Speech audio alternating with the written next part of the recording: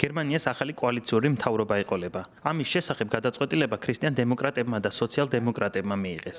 კანცლერის პოზიციაზე ოლაფ შოლცს ქრისტიან დემოკრატების ლიდერი ფრიდრიხ მერცი ჩაანაცვლებს.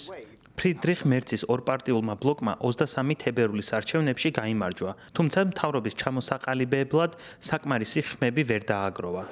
შესაბამისად, კოალიციისთვის მერცმა ოლაფ შოლცის მემარცხენე ცენტრისტულ პარტიას, სოციალურ დემოკრატებს მიმართა.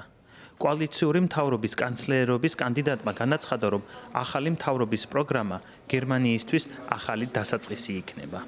ჩვენ გვაქვს ძლიერი გეგმა, რომლითაც შეგვიძლია ჩვენი ქვეყანა კვლავ წინ წავწიოთ. კოალიციური შეთანხმება არის ინტენსიური კონსულტაციებისა და მოლაპარაკებების შედეგი.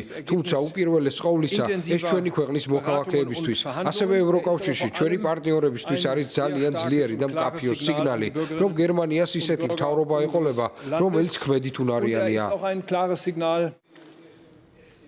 შეთანხმების მიღწევის შემდეგ სიტყვით გამოსვლისას გერმანიის მომავალმა კანცლერმა ფრიდრიხ მერცმა ამერიკის შეერთებული შტატების პრეზიდენტს დონალდ ტრამპსაც მიმართა.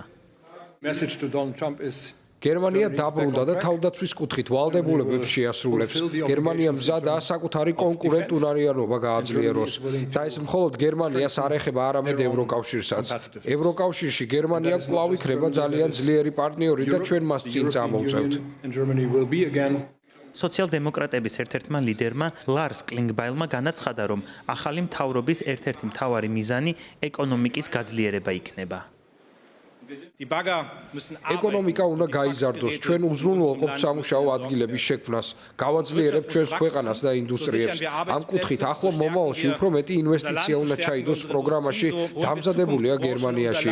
ჩვენ ვხედავთ, თუ რამდენად აუცილებელია გერმანია იყოს ძლიერი ქვეყანა ეკონომიკურად, სამუშაო ადგილების, ინდუსტრიის კუთხით, რომ საერთაშორისო ბაზარზე გავგზავნოთ მკაფიო სიგნალი, რომ ყველამ აქ ჩადოს ინვესტიცია. კოალიციური მთავრობის ჩამოყალიბებისთვის ახლა კოალიციაში შემავალმა პარტიებმა ფორმალურად უნდა დაადასტურონ შეთანხმება. ამის შემდეგ კი გერმანიაში ქრისტიან დემოკრატიული კავშირის ლიდერს ფრიდრიხ მერცს კანცლერად აირჩევენ.